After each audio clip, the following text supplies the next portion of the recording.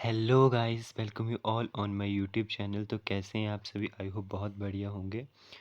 सो आज जो है वो pharmaceutics exit exam based MCQ लेके मैं आया हूँ और टॉपिक है साइज़ रिडक्शन। सो चलिए स्टार्ट करते हैं। ठीक है, स्टार्ट करने से पहले जो है मैं आपको कुछ बेसिक सा बता देता हूँ कि साइज़ रिडक्शन क्या होता है। मेनली क्या होता है कि जब हमने डोजेज फॉर्म बनानी होती है तो हम कोई बड़ी-बड़ी मतलब बड़ी-बड़ी ड्रग्स पूरी रूप में नहीं ले सकते। जैसे मान लो कोई ड्रग हम ले रहे हैं तो उसको एक बिगर साइज़ में नहीं ले सकते। तो हम क्या करते हैं कि साइज़ रिडक्शन का क्या मतलब होता है कि process of reducing large solid unit masses की जो लार्ज सॉलिड यूनिट मासेस हैं उनको जो है स्मॉलर सॉलिड यूनिट मासेस में जो होता है वो चेंज करना होता है, या कोरस पार्टिकल्स में चेंज करना होता है, या फाइन पार्टिकल में चेंज करना होता है। तो वो होती है साइज रिडक्शन। मतलब आपने बड़े बड़े सॉलिड्स पार्टिकल को स्मॉलर पार्टिकल में, छोटे छोटे स्मॉलर और फाइन पार्टिकल्स में जो होता है वो चेंज करना होता है।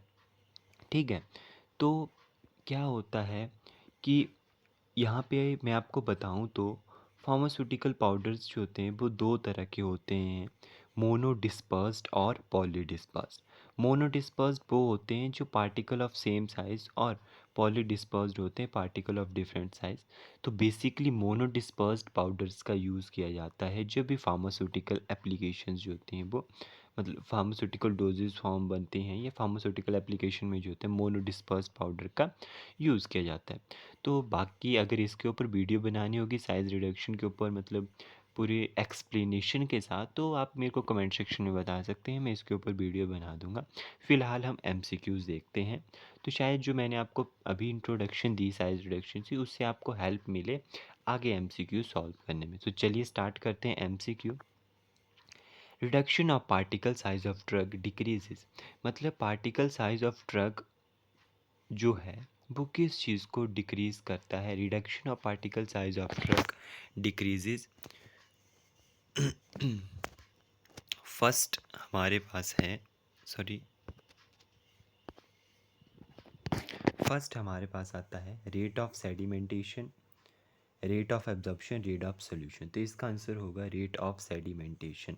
सेडिमेंटेशन जो होता है एक वाटर ट्रीटिंग प्रोसेस होती है जिसमें क्या किया जाता है कि पार्टिकल जो होता है सस्पेंडेड होते हैं टू द वाटर में। ठीक है, और धीरे धीरे मतलब टाइम पीरियड के अकॉर्डिंग धीरे धीरे वो अट्रैक्ट होता जाता है। ग्रेविटी की एक अट्रैक्शन, लॉ ऑफ अट्रैक्शन होता है ना ग्रेविटी का, उस ग्रेविटी के कारण वो धीरे धीरे नीचे की ओर अट्रैक्टेड होता है और फिर वो प्रेसिपिटेट हो जाता है बॉटम में। मतलब पहले वो सस्पेंडेड होगा, किसके ऊपर सस्पेंडेड होगा?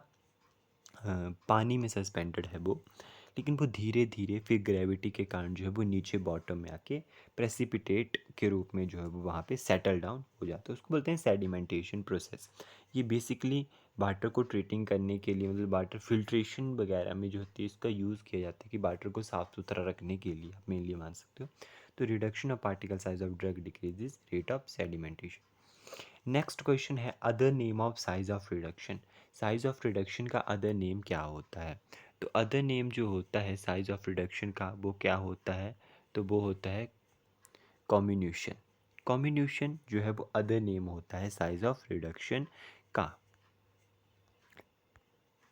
नेक्स्ट के ऊपर चलते हैं। Mono dispersed powder is the type of powder having. मैंने अभी आपको बताया कि मोनो डिस्पर्स्ड कौन सा पाउडर होता है? Particle of same size, particle of different size, mixture of particle, none of these. तो अभी मैंने इंट्रो में बताया था कि पार्टिकल ऑफ सेम साइज का जो होता है वो मोनो डिस्पर्स्ड होता है, और पॉली डिस्पर्स्ड होता है particle of different size. Next question पे चलते हैं। Combination helps to increase the.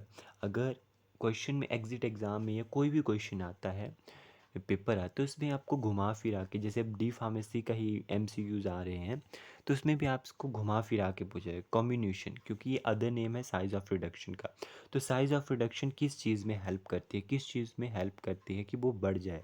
तो combination help to increase the, किस चीज़ को इंक्रीज़ करने में हेल्प करती है, सॉरी, किस चीज़ को इंक्रीज़ करने में हेल्प करती है? तो वो हेल्प करती है rate of absorption of drug. ठीक है, rate of absorption of drug जो है वो बढ़ जाता है कम्बिनेशन की हेल्प से, या साइज ऑफ रिडक्शन की हेल्प से। मतलब साइज ऑफ रिडक्शन का मतलब ये होता है कि आपने लार्ज को, मतलब फाइन पाउडर में उसको जो होता है वो आपने करना होता है, लार्ज सॉलिड पार्टिकल्स को स्मॉल सॉलिड पार्टिकल्स में लाना होता है, वो होती है साइज ऑफ रिडक्शन। उसके बाद है which type of powder is ideal for pharmaceutical application के लिए, कौन सा टाइप का पाउडर आइडियल मतलब अच्छा माना जाता है। तो ये जो होता है एक तरह से साइज ऑफ रिडक्शन जो होती है वो सस्पेंशन की स्टेबिलिटी को भी मेंटेन करके रखता है, ये एक और मेन पॉइंट मैं आपको बता रहा हूँ। बाकी यहाँ पे जो है वो फार्मास्यूटिकल एप्लीकेशन के लिए कौन सा पाउडर आइडियल होता है, तो मैंने आपको पहले ही बताया इंट्रोडक्शन में कि मोनोडिस्पर्स्ड पाउडर जो होता है वो आइडियल होता है। नेक्स्ट क्वेश्चन है, how much percentage of moisture in wet grinding does not create any problem. क्या होता है, अब इसको क्वेश्चन को समझने से पहले मैं आपको कुछ चीज़ें बताता हूँ कि फैक्टर जो अफेक्ट करते हैं साइज ऑफ रिडक्शन को, कुछ फैक्टर होते हैं वो इफ़ेक्ट करते हैं साइज ऑफ रिडक्शन को। पूरे अभी मेरे को याद नहीं, लेकिन जो जो याद है वो मैं भी बताता हूँ आपको। तो जो फैक्टर्स इफ़ेक्ट करते हैं साइज ऑफ रिडक्शन को वो होते हैं toughness, hardness, moisture, stickiness. Stickiness को मतलब स्टिकनेस से आप समझ रहे हो, इन वर्ड से ही, toughness, hardness, moisture, stickiness, material structure, softening, temperature, purity. ठीक है, कि कोई फिजियोलॉजिकल इफेक्ट जब हो जाता है, ठीक है, तो ये जो होते हैं वो फैक्टर्स होते हैं, इफेक्ट करते हैं साइज रिडक्शन। तो ज़्यादा मैं एक्सप्लेन नहीं करूँगा, मैं एमसीक्यू के ऊपर आता हूँ। How much percentage of moisture in wet grinding does not create any problem, कि वेट ग्राइंडिंग जब होती है तो कितना जो मॉइस्चर है वो प्रॉब्लम क्रिएट नहीं करता है, ठीक है। तो इसका आंसर क्या होना चाहिए, इसका आंसर है 50%। वेट ग्राइंडिंग के लिए क्या होता है, 50% जो मॉइस्चर है वो प्रॉब्लम क्रिएट नहीं करता है। या तो मतलब जब भी आप साइज ऑफ रिडक्शन कर रहे होते हैं, तो मॉइस्चर की बात जब मैं कर रहा हूँ, हाँ एक और मेरे को पॉइंट याद आ रहा है कि जब मॉइस्चर की बात हम करते हैं तो या तो जो हमारा मतलब जो मास है एक तरह से, वो या तो बिल्कुल ही मतलब वो होना चाहिए, या तो वो बिल्कुल मॉइस्चर हो या ड्राई हो, ठीक है। मतलब वो बिल्कुल या तो फिर एक तरह से मॉइस्चर्ड हो, मतलब 50% मॉइस्चर हो, या ड्राई होना चाहिए। वो डैम्प, डैम्प का मतलब होता है कि स्लाइट मतलब थोड़ा सा मॉइस्चर नहीं होना चाहिए उसमें, या तो वो अच्छे से मॉइस्चर्ड हो या तो वो अच्छे से फिर ड्राई हो, ठीक है। तो उसका ध्यान रखना होता है इसमें। उसके बाद नेक्स्ट क्वेश्चन के ऊपर आते हैं, how much percentage of moisture in dry grinding में जो होता है, ड्राई ग्राइंडिंग में कितना मॉइस्चर जो होता है प्रॉब्लम क्रिएट नहीं करता है, तो 5% मॉइस्चर जो होता है प्रॉब्लम क्रिएट नहीं करता है, बी ऑप्शन इज करेक्ट। उसके बाद 8th क्वेश्चन है हमारे पास, the fine particle are separated from the coarse particle by process of. Fine particle को मतलब फाइन होते हैं बिल्कुल बारीक महीन, जिसको हम बोलते हैं ना बिल्कुल आटे की तरह, उससे ही फाइन होंगे वो तो, ठीक है। तो फाइन पार्टिकल जो होते हैं वो सेपरेटेड होते हैं कोरस पार्टिकल से बाय प्रोसेस। किस प्रोसेस से जो होते हैं कोरस पार्टिकल से उनको जो है वो सेपरेटेड किया जाता है। ये जो कोरस पार्टिकल्स होते हैं, कोरस पार्टिकल्स होते हैं एक तरह से खुरदरे पार्टिकल्स आप मान सकते हैं, उनसे किस प्रोसेस से इनको सेपरेट किया जाता है, कंप्रेशन, इल्यूट्रिएशन, सेपरेशन या ग्राइंडिंग। तो इसका आंसर आता है इल्यूट्रिएशन। क्या आंसर आता है, इल्यूट्रिएशन। इल्यूट्रिएशन क्या होती है, is the process of separation of particle base on the size shape density using stream of gas और liquid opposite to the direction of sedimentation. क्या होता है कि इसमें जो होता है हमने पार्टिकल्स को सेपरेट करना होता है, ठीक है, इल्यूट्रिएशन में।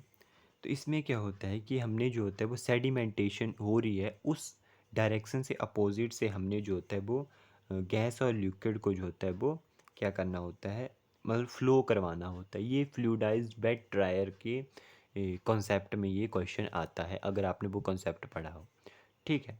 This method is only use for the particle size smaller than 1 micrometer, से जो होते हैं वो स्मॉलर के पार्टिकल्स के लिए मेथड यूज़ किया जाता है।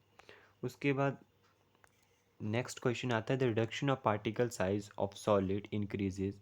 Reduction of particle size of solid increases किस चीज़ को इंक्रीज करता है, सरफेस एरिया को, रेट ऑफ सोल्यूशन को, बोथ ए एंड बी, ये सरफेस टेंशन। तो इसमें ज़्यादातर गलती क्या करते हैं कि सरफेस एरिया सबको पता होता है कि उस चीज़ को इंक्रीज़ करता है, लेकिन रेट ऑफ सोल्यूशन को भी इंक्रीज़ करता है, इसलिए इसका होता है सी। सी जो है वो करेक्ट आंसर होता है, ठीक है। ए एंड बी, मतलब सरफेस एरिया भी इंक्रीज होता है rate of reduction of solid के कारण, और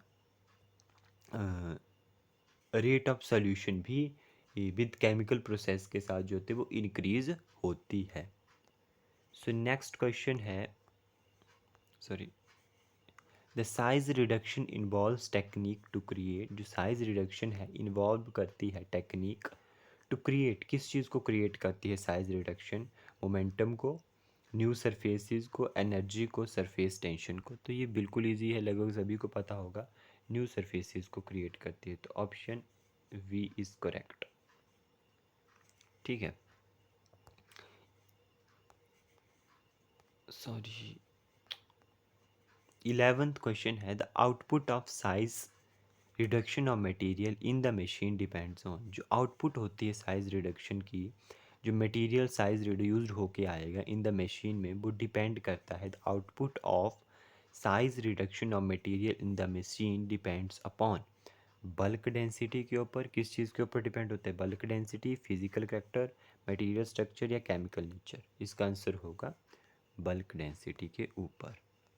ठीक है, so thank you guys, I hope you all like my videos, so more updates के लिए मेरे साथ जुड़े रहें, और किसी भी कॉन्सेप्ट का अगर आपको चाहिए कि मैं एक्सप्लेनेशन के साथ वीडियो बनाऊं, तो प्लीज़ आप कमेंट सेक्शन में बता सकते हैं, और जितना मेरे से ट्राई होता है उतना अच्छा मैं जो होता है MCQs वगैरह लाने की कोशिश करता हूँ, क्योंकि MCQs में ज़्यादा एक्सप्लेनेशन नहीं होता है, फिर भी मैं काफ़ी हद तक एक्सप्लेन जो होता है अपने MCQs में करता हूँ, ताकि किसी भी तरह के कोई भी जो है वो डाउट ना रहे। अगर कोई डाउट होता है तो प्लीज़ कमेंट सेक्शन में आप जो है मेरे को कमेंट करके बता सकते हैं। Thank you, bye.